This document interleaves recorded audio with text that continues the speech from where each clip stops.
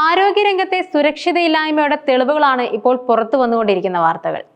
Kozhikode medical college ആശുപത്രിയിലെ അത്യാഹിത വിഭാഗത്തിൽ വെള്ളിയാഴ്ച രാത്രി 8 മണിയോടെ ഉണ്ടായ തീപിടുത്തത്തെ തുടർന്ന് 200-ലധികം പേരെ സ്ഥലത്ത് നിന്ന് ഒഴിപ്പിച്ചിരുന്നു.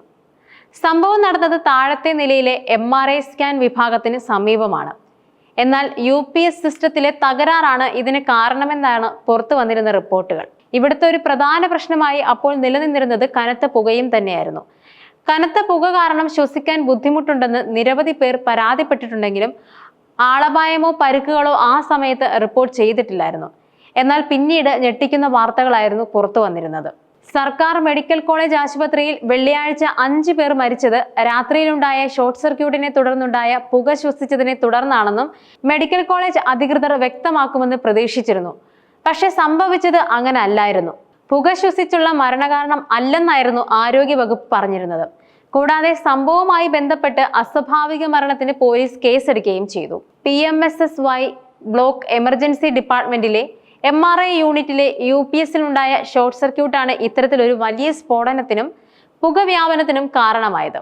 വെസ്റ്റ് ഹിൽ നിവാസിയായ ഗോപാലൻ, കൊയിലാണ്ടി സ്വദേശി ഗംഗാധരൻ, പശ്ചിമ ബംഗാൾ സ്വദേശി ഗംഗ, വയനാട് സ്വദേശി നസീറ, വടകര സ്വദേശി സുരേന്ദ്രൻ എന്നിവരായിരുന്നു മരിച്ചിരുന്നത്.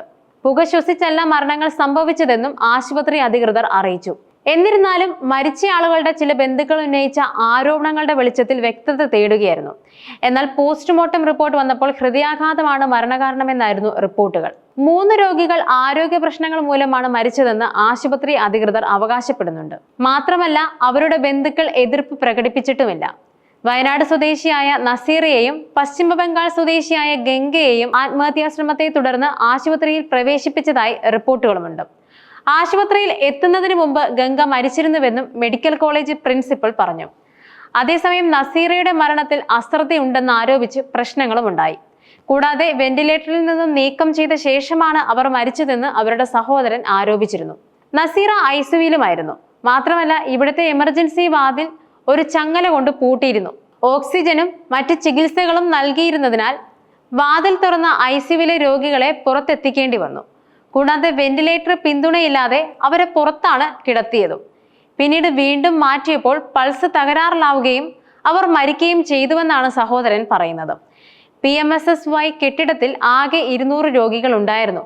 അവരെ മെഡിക്കൽ കോളേജ് വാർഡുകൾ, ICU, super speciality, tertiary cancer care, അടുത്തുള്ള സ്വകാര്യ ആശുപത്രികൾ എന്നിവിടങ്ങളിലേക്ക് മാറ്റി.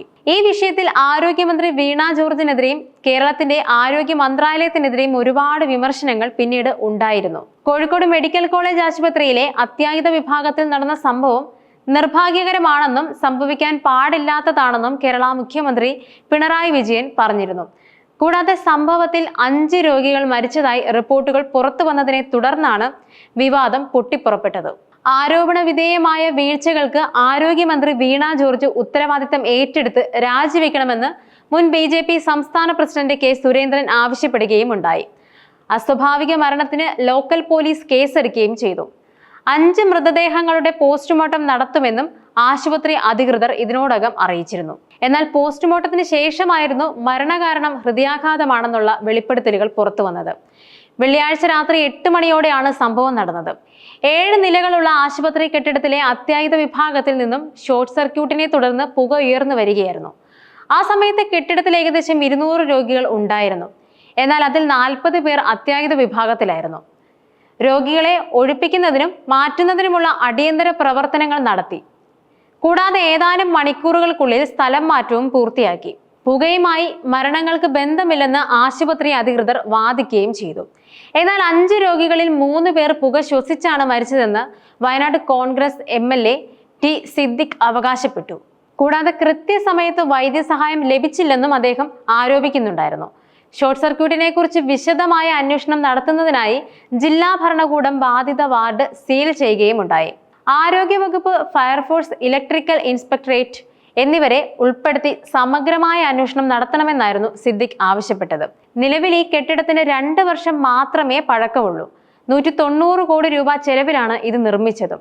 അതിന്റെ രൂപകൽപ്പനയിൽ സാങ്കേതിക പിഴവുകൾ ഉള്ളതായി തോന്നുന്നുവെന്നും വാതിലുകൾ തകർത്താണ് രോഗികളെ രക്ഷിക്കേണ്ടി വന്നതെന്നും അതുപോലെ എല്ലാ വശങ്ങളും അന്വേഷിക്കണമെന്നും സിദ്ദിഖ് പറഞ്ഞിരുന്നു. പുക ഉയരുന്നതിന് മുമ്പ് 4 രോഗികൾ മരിച്ചതായും ആശുപത്രി അധികൃതർ അവകാശപ്പെടുമ്പോൾ വയനാട്ടിൽ നിന്നുള്ള 44-കാരിയായ നസീറയുടെ കാര്യം ഉദ്ധരിച്ച് സിദ്ദിഖ് ഇതിനെ എതിർത്തു.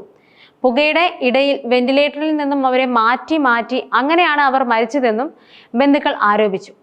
സംഭവത്തിൽ മെഡിക്കൽ വിദ്യാഭ്യാസ ഡയറക്ടറുടെ നേതൃത്വത്തിൽ അന്വേഷണത്തിന് ആരോഗ്യമന്ത്രി വീണ ജോർജ് ഉത്തരവിടുകയും ഉണ്ടായി. അതേസമയം അത്യാഹിത വിഭാഗത്തിലെ 34 രോഗികളെ പ്രദേശത്തെ മറ്റ് ആശുപത്രികളിലേക്ക് മാറ്റുകയും ഉണ്ടായി. കോഴിക്കോട്, വയനാട്, മലപ്പുറം ജില്ലകളിലെ രോഗികൾക്ക് സേവനം നൽകുന്ന ഒരു പ്രധാന പൊതുമേഖലാ സ്ഥാപനമാണ് കോഴിക്കോട് മെഡിക്കൽ കോളേജ് ആശുപത്രി. അവിടെയാണ് ഇത്തരത്തിലൊരു ദാരുണ സംഭവം നടന്നിരിക്കുന്നത്. രോഷാകുലരായ BJP പ്രവർത്തകർ പ്രിൻസിപ്പലിന്റെ ഓഫീസിന് മുന്നിൽ പ്രതിഷേധ പ്രകടനങ്ങൾ വരെ നടത്തി.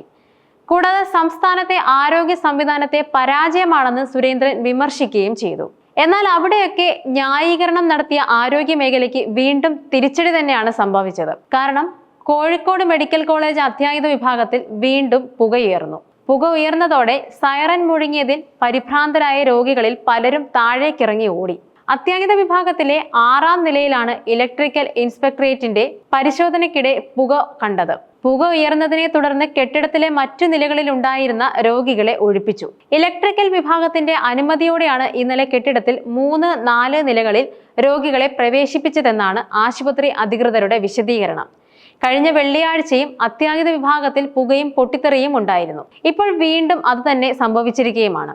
അതിനുശേഷം വീണ്ടും 2 ദിവസങ്ങൾ പിന്നിടുമ്പോൾ തിങ്കളാഴ്ച ഉച്ചയ്ക്ക് 2ഓടെ വീണ്ടും പുകയുയർന്നു. തിങ്കളാഴ്ച ഉച്ചയ്ക്ക് 2ഓടെ PWD ഇലക്ട്രിക്കൽ വിഭാഗത്തിന്റെ പരിശോധനയ്ക്കിടെ 6-ാം നിലയിലെ 14-ാം നമ്പർ മുറിയിൽ നിന്നാണ് പുകയുയർന്നതെന്നും medical college principal doctor Sajith കുമാറും സൂപ്രണ്ട് ഡോക്ടർ MP ശ്രീജയനും പറഞ്ഞു.